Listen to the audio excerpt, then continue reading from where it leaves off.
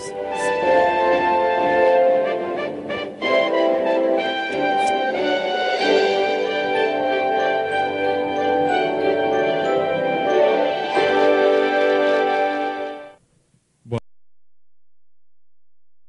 a todos com a paz e a graça do nosso Senhor Jesus, amém? Que bom estarmos aqui na casa de Deus, não é mesmo? E por isso vamos agora declarar com todo o coração, meditando nas palavras desse hino para iniciarmos o nosso culto de hoje, o hino Sou de Jesus. Sou de Jesus. Medite na letra deste hino, pois é uma declaração de que você pertence a Deus.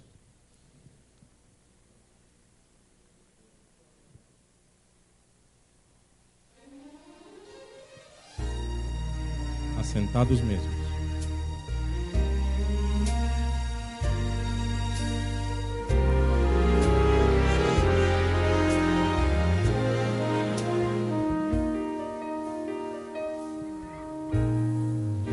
Os caminhos a seguir, do Senhor exaltar. Qual dos dois irei servir? Há só uma decisão. Quantas vezes procurei os prazeres deste mundo, encontrei 1000 motivos pra chorar. O inimigo sempre vem disfarçando as intenções, com ciladas ao redor. Ele quer me destruir. Só Jesus pode me dar a real felicidade e poder para ser o vencedor. Sou de Jesus, o Senhor da vitória, o alimento, a vida, rocha eterna da salvação. Seu amor me atraiu, deu-me paz e alegria. Eu já fiz minha escolha, sou de Jesus.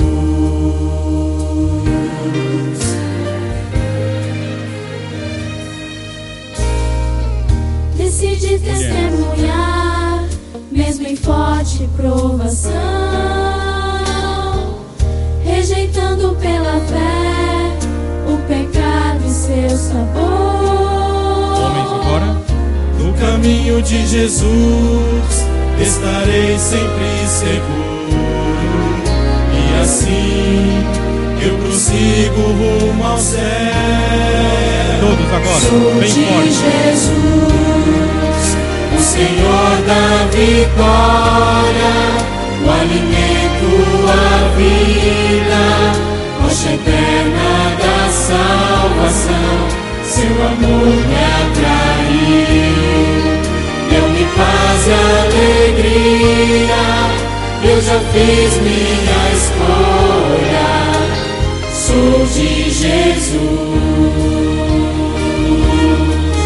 Mais do que em qualquer outro tempo, o momento é de escolher, sem temer, sem hesitar.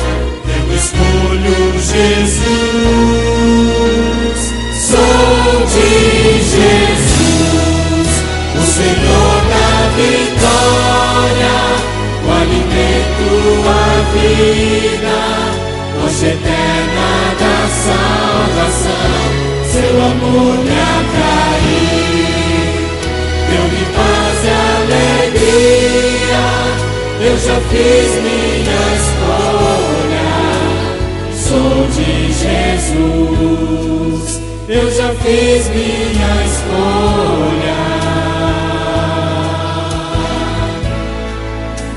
sou de Jesus.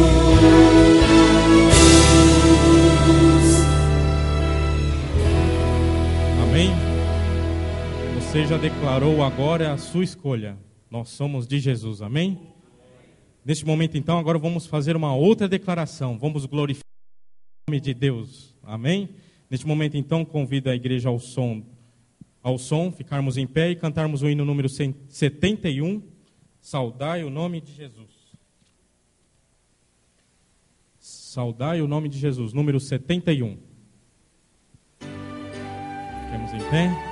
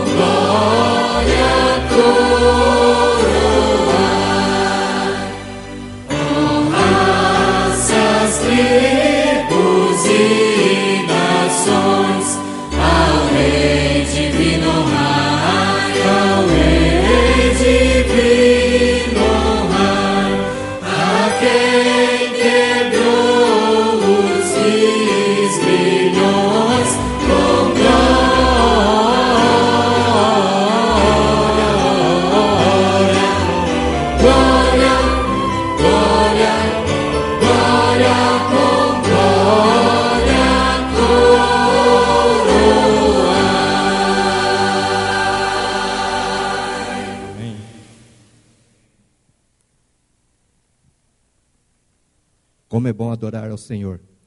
Que o teu nome seja toda a honra e toda a glória. Eu gostaria que antes da nossa oração, mencionar aqui 2 nomes. A Sandra, ela está com uma anemia rara, que possamos orar por ela. Tá? É uma anemia que tem risco de vida, né? É claro que todas as doenças têm, mas essa é muito forte. E ela tem uma filha de apenas 4 anos, ela é excepcional. Também a Tetlin, ela tem uma glândula no pescoço, e ela precisará fazer uma cirurgia e por consequência ficará com o pescoço deformado. Vamos orar por essas 2 pessoas, que Deus os abençoe. Vamos colocar joelhos?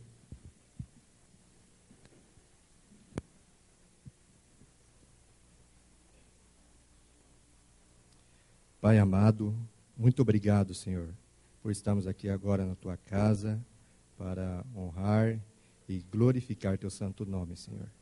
Que em nossos corações possamos colocar o Senhor em primeiro lugar. Abençoe cada adorador aqui presente, aqueles que não puderam vir, Tu os conheces, que o Senhor possa abençoá-los também, Senhor. Abençoe também aqui essas 2 pessoas, a Sandra e a Tetlin. Tu conhece as labutas dela, os problemas, as dificuldades. E sabemos que Tu és um Deus poderoso, um Pai de amor, misericordioso. Se for da Tua vontade, poderá operar um milagre na vida dela, Senhor. E que também em nossas vidas, Senhor, possamos permitir o milagre de levar Sua mensagem também àqueles que não Te conhecem, Senhor. E aceitar a salvação que Cristo nos deu no Calvário, Senhor. Abençoe também agora o teu servo Daniel, que nos trará uma mensagem, que possamos tirar proveito para a nossa vida espiritual e não nos esquecermos de colocar em prática.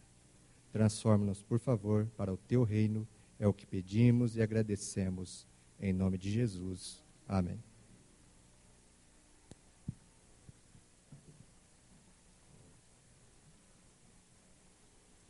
Convido a Edna a louvar o nosso Deus agora.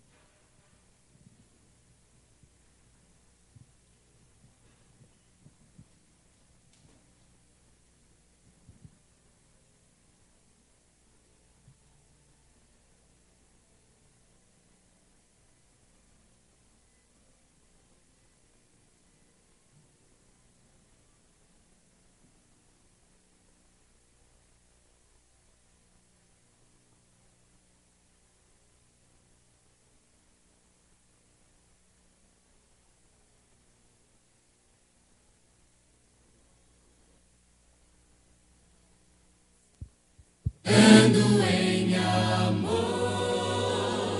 muito mais, transbordando em amor.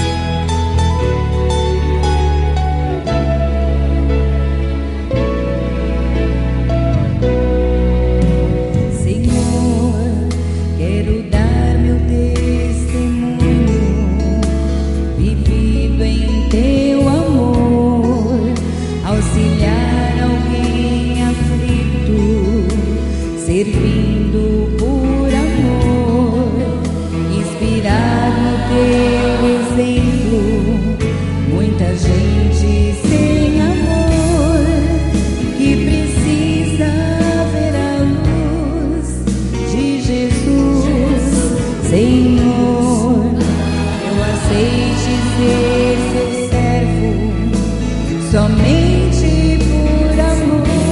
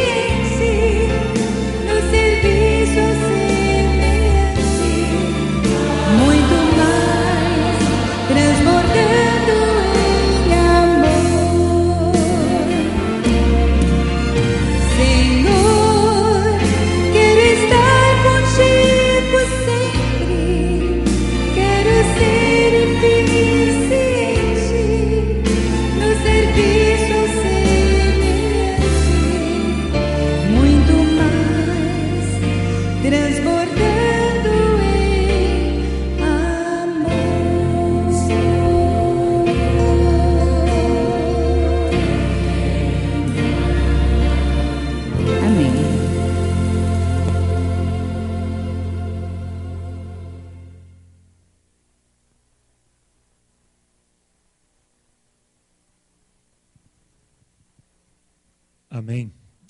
Uma boa noite a todos, amigos, irmãos que se encontram presentes aqui na casa de Deus nesta noite. Você também que presta o teu culto e acompanha a mensagem pela internet aí no seu lar. Que Deus esteja com vocês e também com cada um de nós que estamos aqui nesta noite. Pastor Jonas não pôde vir, ele foi realizar um casamento e, como todo casamento, alguns atrasos podem ocorrer. Mas ele envia um abraço a todos os amigos e irmãos nesta noite. Meus queridos, enquanto eu meditava na mensagem que nós iremos repartir nesta noite, eu me deparei com um verso na Bíblia que eu gostaria que os irmãos acompanhassem já de pronto a primeira leitura. Ele encontra-se no Evangelho de João, no capítulo 8, versículo 32. Evangelho de João, capítulo 8, versículo 32.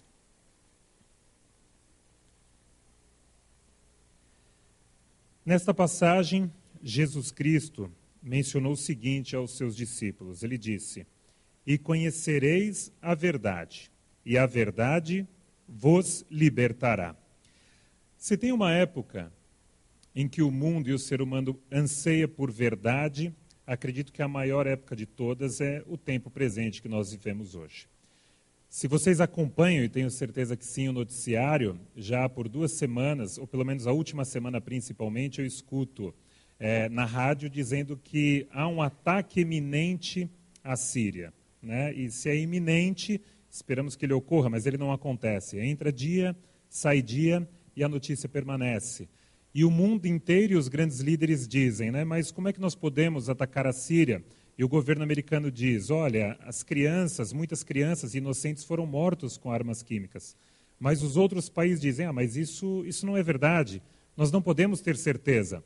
Nós vimos algumas imagens, mas não há certeza, não há nada comprovado de que realmente armas químicas foram utilizadas. Enquanto a verdade não vem à tona, nenhuma ação, não que eu esteja defendendo uma ação, não estou fazendo apologia a isso, mas o que eu digo é, o mundo inteiro não sabe se mobiliza ou não, porque não tem certeza dos fatos. Muitos líderes ainda buscam qual é a verdade em relação ao que está acontecendo na Síria, nesse caso.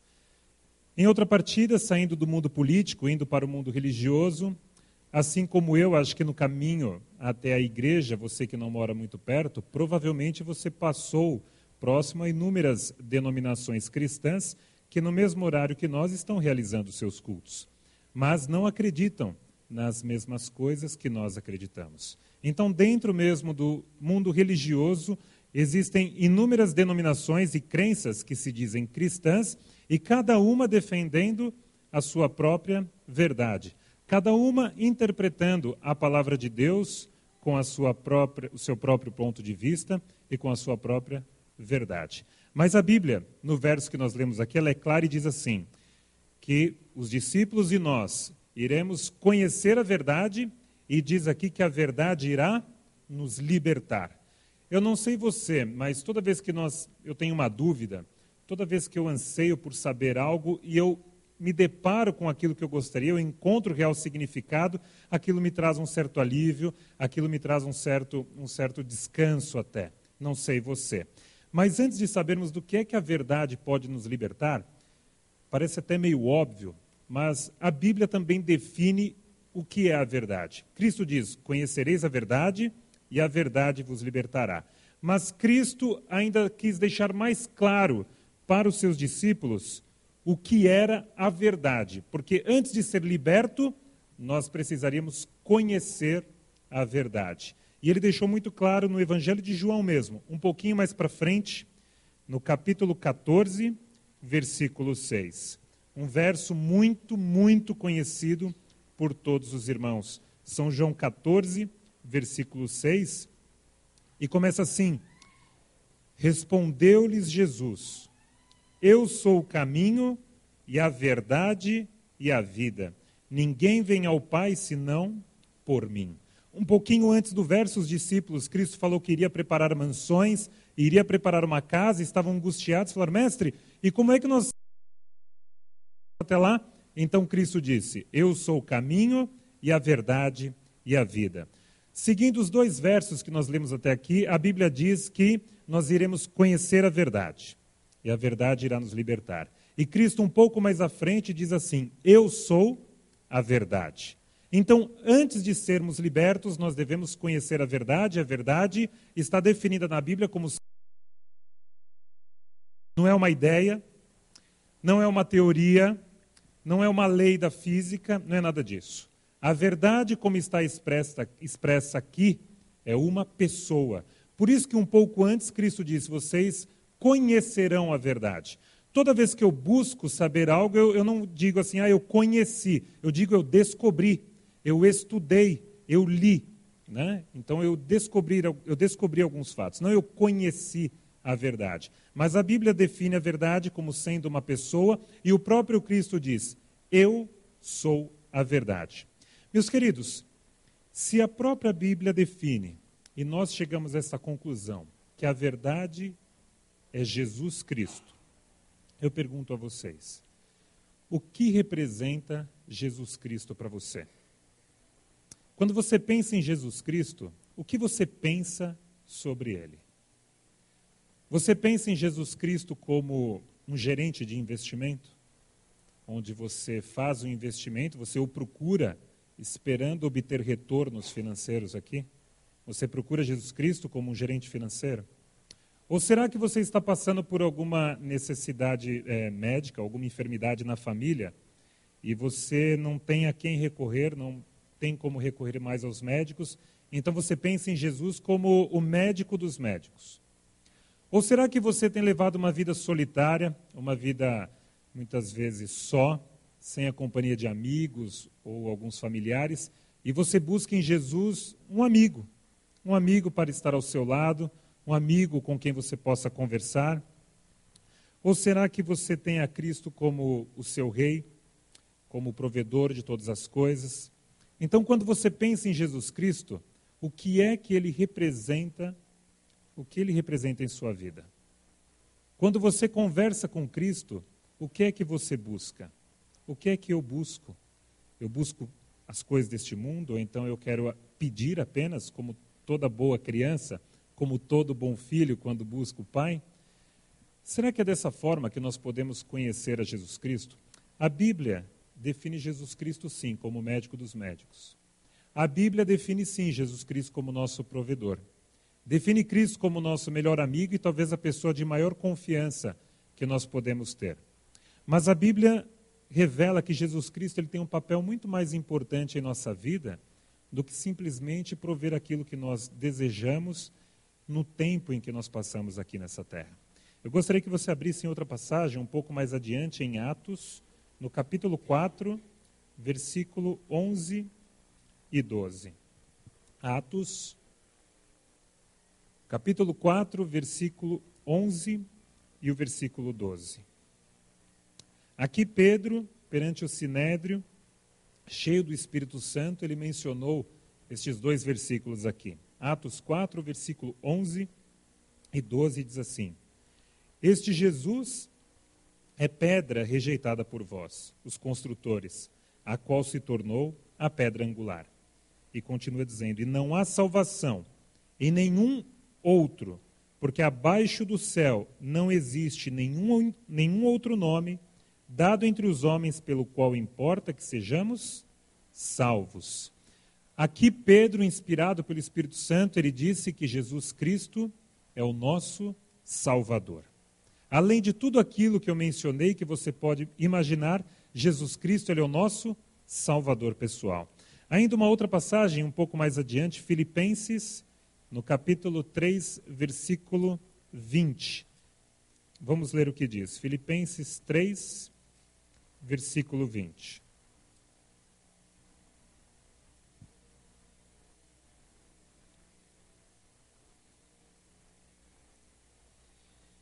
Filipenses 3, versículo 20 diz assim: pois a nossa pátria está nos céus, de onde também aguardamos o Salvador, o Senhor Jesus Cristo. Meus queridos irmãos, amigos, e aqueles que nos acompanham pela internet. Jesus Cristo pode ser inúmeras coisas para a nossa vida, mas a Bíblia define como um dos principais papéis de Jesus como sendo o nosso Salvador pessoal. Por que Salvador pessoal? Hoje em dia tem personal, pessoal para tudo. Tem personal trainer, personal stylist, personal organizer, tem personal, ou seja, pessoal para tudo. Tem aquele que vai ajudar você a se preparar fisicamente, ele vai criar um treino específico para você, passando exercícios que você suporta, programados especialmente para você alcançar o seu objetivo. Tem aqueles personal organizers, eles ajudam você a organizar a sua casa, ou a sua agenda, enfim, aquilo que você precisar. Tem até aqueles que ajudam você a se vestir, o personal stylist, ajuda você a escolher as roupas de acordo com o seu biotipo. Isso está tem inúmeros outros ramos de atividade no mundo. Agora, por que é que nós precisamos, e por que é que Cristo se coloca como sendo um salvador pessoal? Mas a pergunta, antes de entender por que pessoal, é: será que você precisa de um salvador? Eu preciso de um salvador? Olha, isso depende, uma das vezes, enquanto estudávamos a Bíblia, falando sobre salvação com um grupo de pessoas interessadas, um dos membros daquele grupo falou assim: olha, para falar a verdade, a minha vida anda muito bem, eu não tenho do que me queixar. Falou: eu não tenho muito o que pedir de Jesus. Eu não tenho muito o que esperar dele, porque a minha vida vai bem. E o tema do estudo, nós estamos falando sobre a situação do mundo, violência, os sinais da volta de Cristo. E a pessoa falou: olha, tudo bem, mas a minha vida vai bem. Talvez esse possa ser o caso da sua vida também. Será que você precisa de um Salvador? Será que você precisa de um libertador? Eu não sei. Acho que depende um pouco do ponto de vista. Eu posso dizer que a pessoa com quem nós conversávamos naquele momento, eu até entendo porque o mundo não estava tão ruim para ela. Havia acabado de chegar de uma lua de mel, estava feliz da vida, recém-casado, muito feliz. Então, realmente, era de se esperar que o mundo não estivesse tão ruim assim. Agora, de repente, se você fosse um cidadão lá da Síria, eu não sei, talvez o mundo não estaria tão bom assim para você. Se você não tivesse um emprego, estivesse procurando por um, estivesse tendo dificuldades em encontrar, talvez você diria que o mundo não está tão legal assim, algumas coisas precisariam melhorar. Então, quando nós olhamos a nossa vida e o mundo, sempre nós olhamos, na maioria das vezes, é claro, um ponto de vista muito particular e pessoal. Então, o nosso ponto de vista em relação ao mundo é sempre muito pessoal. Por isso, Jesus Cristo se coloca como sendo um Salvador pessoal. Aquele que entende e conhece as nossas fraquezas. Aquele que conhece as nossas necessidades. Aquele que sabe exatamente aquilo que nós precisamos. Hoje, enquanto estive com o irmão Mário distribuindo algumas cestas pela manhã, o irmão Luiz, que se encontra lá ao fundo, ele estava também presente. E teve um sorteio de alguns brindes e o irmão Luiz foi sorteado e o Mário disse: Luiz, você vai ter um presente especial. Eu estava ao lado dele e falei: nossa, deve ser algo muito legal, Luiz. O Luiz virou para mim e falou: olha, tomara que seja o livro Mensagens Escolhidas. E eu pensei: poxa vida, mas por que ele nem sabe o que é, mas ele quer o livro Mensagens Escolhidas. Eu falei: você quer muito esse livro? Ele falou: olha, eu vi na Novo Tempo e aquele livro chamou minha atenção e eu gostaria muito de ler esse livro. Tomara que o Mário tenha comprado esse livro. Eu fiquei pensando: poxa, como é que o Mário poderia saber que o irmão Luiz gostaria de ler esse livro? O Mário não poderia saber, porque o irmão Luiz não havia contado a ele. E eu falei: mas será que o Mário sabe? Ele falou: olha, ele não sabe, mas Deus, o irmão Luiz falou, mas Deus sabe o que eu preciso. Então, se Deus achar que eu preciso deste livro hoje para alcançar a salvação, o Mário irá me dar este livro. Mas, se não for isso que eu estou precisando hoje, eu irei receber outra coisa, que Deus sabe aquilo que eu preciso. Meus queridos, esta é uma visão do que é realmente um Salvador pessoal. Alguém que entende isso. Alguém que vê em Cristo a verdade que irá libertá-lo. A pessoa que irá dar a ele aquilo que ele precisa para alcançar a salvação. Eu não sei você, mas se nós começarmos a olhar a nossa vida sob esse ponto de vista, os problemas que nós tivermos pela frente, os desafios, as bênçãos que nós recebermos, talvez nós poderíamos olhar como: se eu estou passando por isso, é porque Deus acredita que isso é o que eu preciso nesse momento, porque Ele sabe o que é melhor para mim, porque Ele quer me dar a salvação e Ele me conhece muito bem. Agora, meus queridos, quando nós não entendemos que Cristo, Ele deseja transformar a nossa vida, nós começamos a entrar no piloto automático. E sabe o que é entrar no piloto automático? É quando nós olhamos para Cristo e apenas verbalizamos, Ele é o nosso Salvador. Ah, eu creio em Cristo. Olha, eu professo Cristo. Mas a Bíblia retrata bem o que é isso. Quer ver? Vamos abrir em Ezequiel. Ezequiel, no capítulo 33, versículo 31.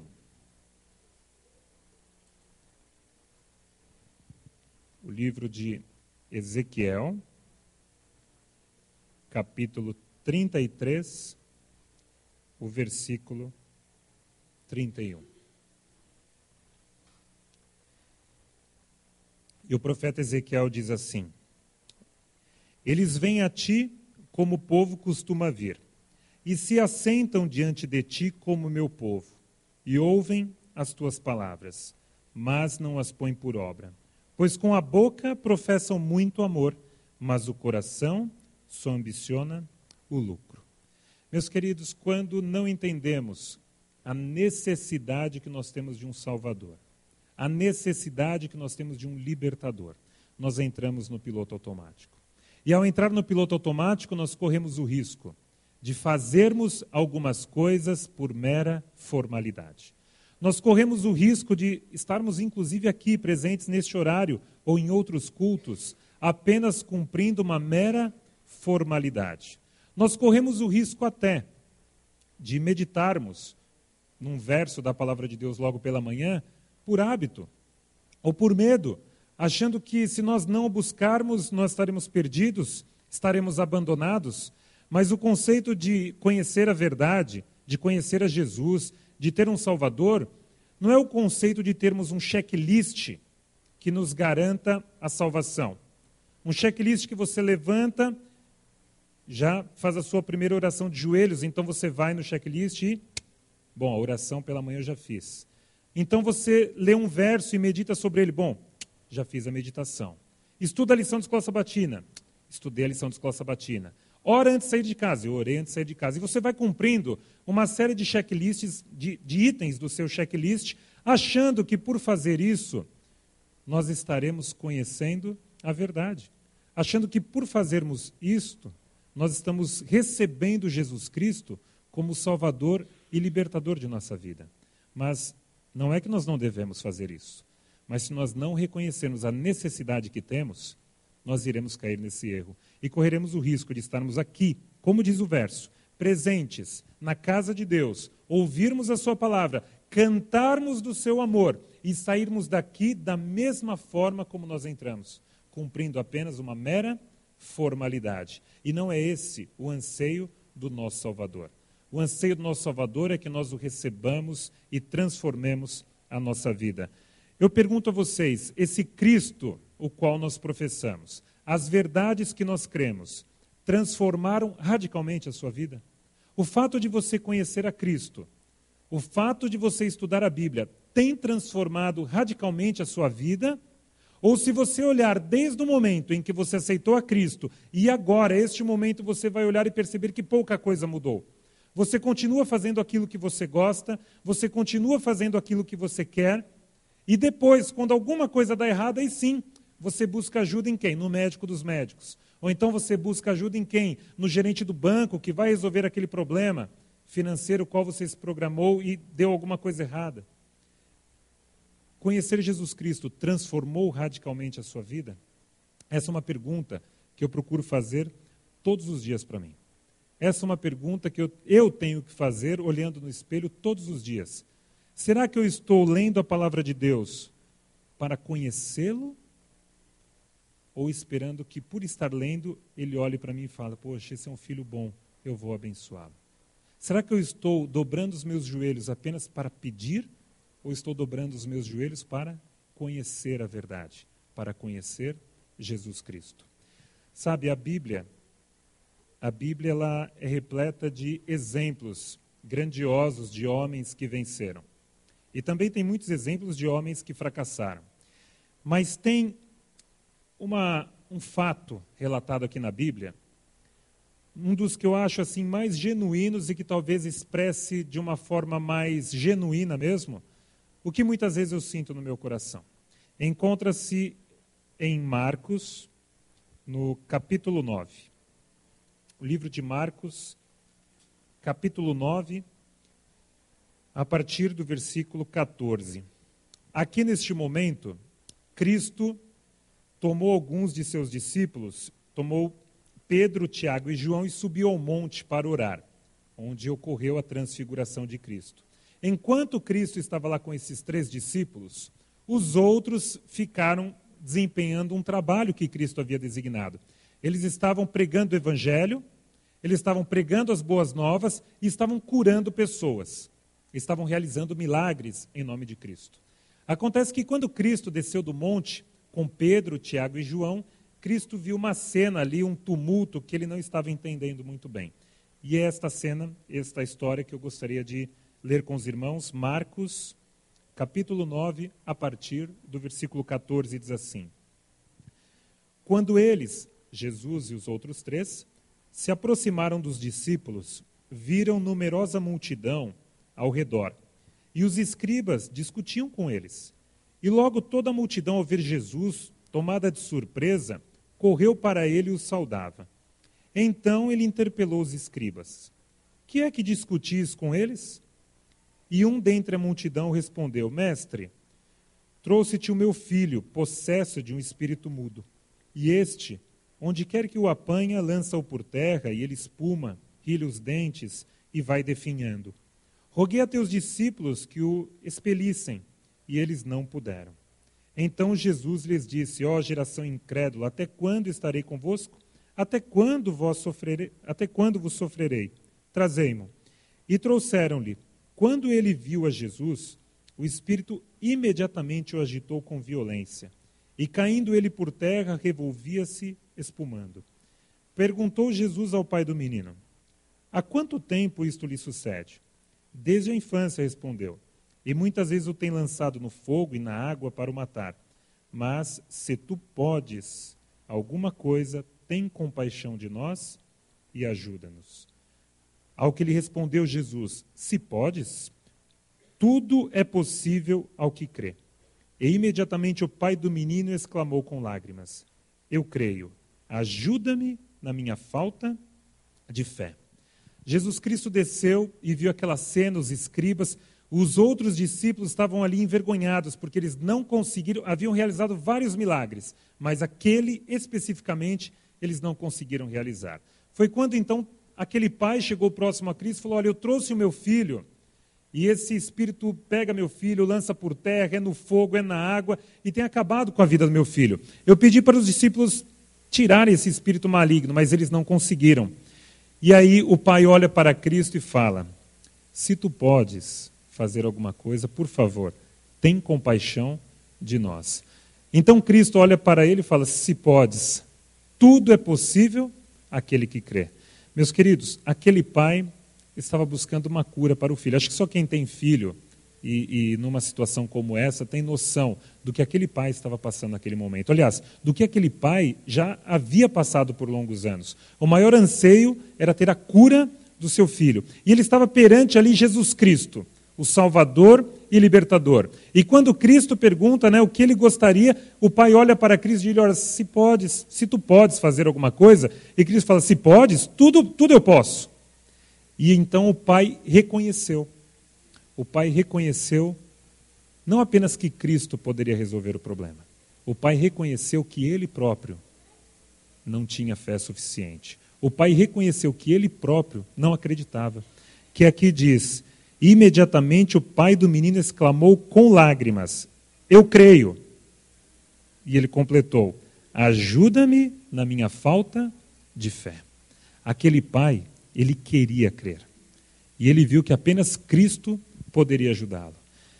Eu não sei, meus queridos, muitas vezes nós vamos até Cristo por problemas. E talvez você se enquadre nesse grupo. O grupo de pessoas que busca Cristo porque passou por algum problema na vida ou está passando e encontra conforto apenas nos braços de Jesus.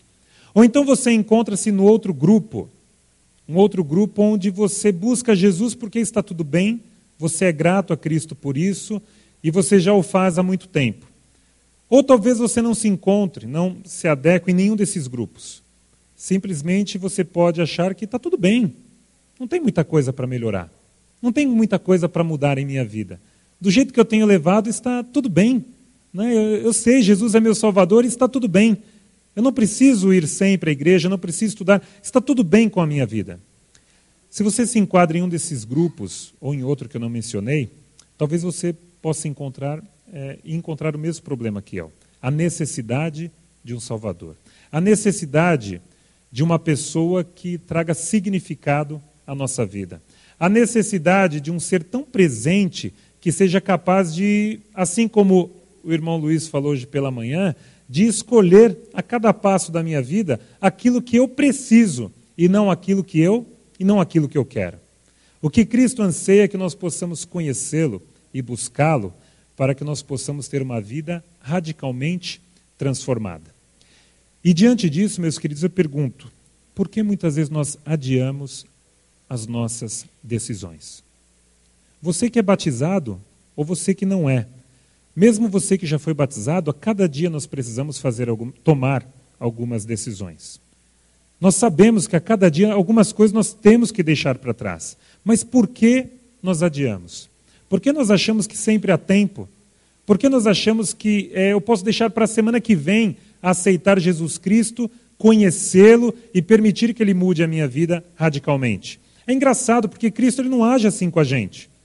Né? Chegaram nas bodas e falou, mestre, olha, acabou o vinho. E Cristo pediu, tragam água. Né? Nas bodas de Caná, tragam água. E Cristo falou, olha, eu vou transformar essa água em vinho, né? Mas daqui 3 semanas está pronto. Daqui 3 semanas não tem casamento, né? Cristo transformou naquele mesmo instante a água em vinho. Mas se fosse o Daniel que estivesse lá, talvez demoraria um pouco mais de tempo. Eu ia falar, vou transformar bem aos pouquinhos, né? Mas Cristo não age assim conosco. Mas nós insistimos em olhar para Cristo e falar, Senhor, eu sei, e você sabe, eu sei o que eu preciso mudar em minha vida. Você sabe o que você precisa mudar. Mas daí nós olhamos para Cristo e falamos, Senhor, eu não vou tomar decisão hoje. Eu vou tomar decisão na semana que vem, sabe por quê? Tem algumas coisas que eu preciso resolver. Senhor, eu vou entregar minha vida em tuas mãos, mas vai ser aos pouquinhos, tudo bem? Pode ser aos pouquinhos. Meus queridos, aos pouquinhos não serve. Aos pouquinhos não resolve. Aos pouquinhos nós nunca decidimos. E ainda bem que Cristo não age assim conosco. E Cristo deixou um alerta para os discípulos, aqueles que queriam conhecê-lo, aqueles que queriam andar como ele andou, aqueles que queriam recebê-lo como seu Salvador pessoal. E a mesma dica, e o mesmo alerta, e a mesma lição que ele nos traz hoje, está em Lucas, no capítulo 9, versículo 23. Lucas, capítulo 9, versículo 23, diz assim: Dizia a todos, se alguém quer vir após mim, a si mesmo se negue. Dia a dia tome a sua cruz e siga-me. Meus queridos, Jesus Cristo disse àqueles discípulos do passado e diz o mesmo a cada um de nós que nos encontramos aqui. Filhos, se vocês querem vir após mim, se vocês querem me receber como seu libertador, se vocês querem realmente conhecer a verdade, vocês precisam fazer apenas 2 coisas. A primeira delas, negue-se a si mesmo. Meus queridos, negar a si mesmo não é deixarmos de ser quem somos. Cristo nos criou de forma única, diferente, cada um com a sua personalidade. Ele não quer que todos sejam iguais. Ele quer que nós mantenhamos nossa autenticidade, a nossa identidade, mas ele diz aqui, negue-se a si mesmo. Cristo pede para abrirmos mão de tudo aquilo que nos impede de chegar a Ele. Tudo aquilo que nos impede de estarmos mais próximos, de conhecermos ainda mais o nosso Salvador. Quando passamos horas em oração, não passamos horas para termos benefícios, passamos horas porque queremos conhecer o nosso Salvador. Quando passamos vários minutos estudando a palavra de Deus, não é esperando que Deus nos dê uma gratificação por isso, mas é porque através de sua palavra é que nós o conhecemos, é através de sua palavra que nós podemos conhecer a sua vontade. Então, quando Cristo diz, negue-se a si mesmo, é para abrirmos mão do controle de nossa vida.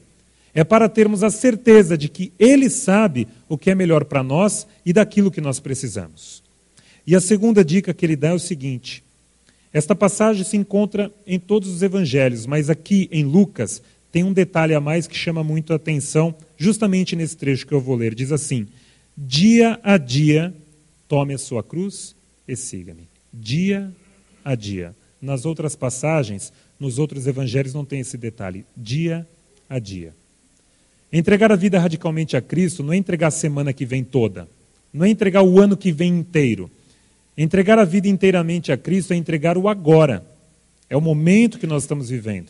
E ele diz, dia a dia, não adianta você correr, não adianta você se desesperar, dia a dia carregue a sua cruz e siga-me.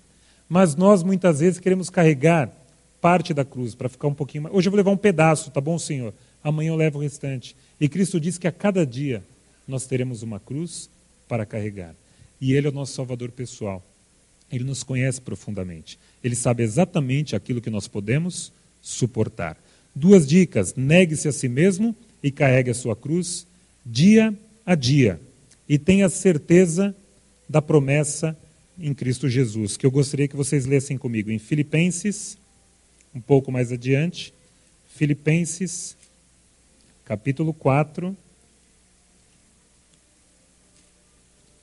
Filipenses 4, 19.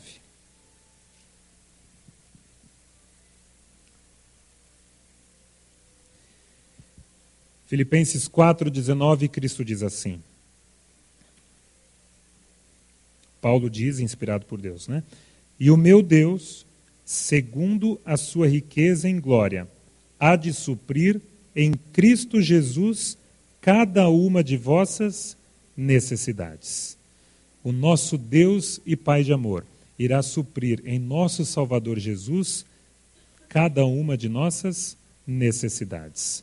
Que nós possamos, meus queridos, sair aqui da casa de Deus nesta noite, decidindo entregar a nossa vida agora nas mãos de Deus, escolhendo fazer as coisas que nós fazemos não por formalidade, mas para conhecer ainda mais o nosso Salvador, Jesus Cristo. Amém?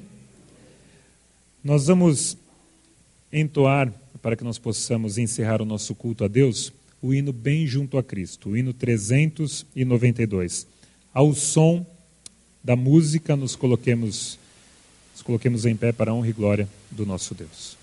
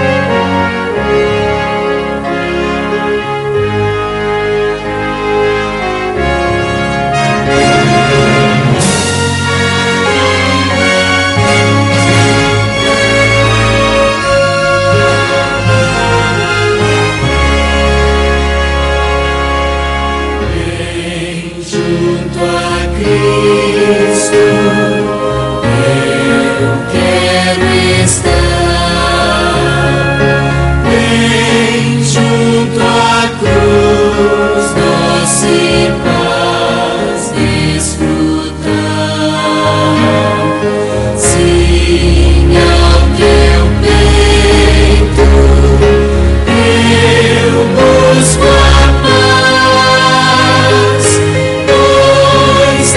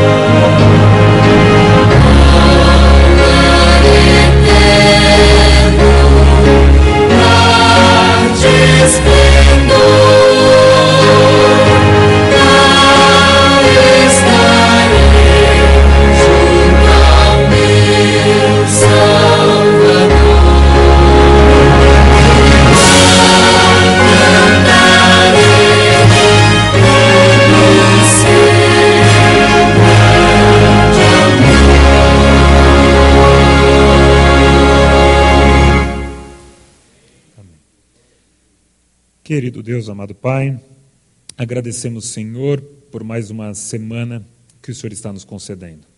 Agradecemos por iniciarmos a mesma aqui na Tua casa, na condição de Teus filhos, prestando este culto a Ti. E nós ansiamos, Senhor, pela transformação de nossa vida. Nós ansiamos por andar lado a lado com nosso Salvador Jesus Cristo, ó Pai.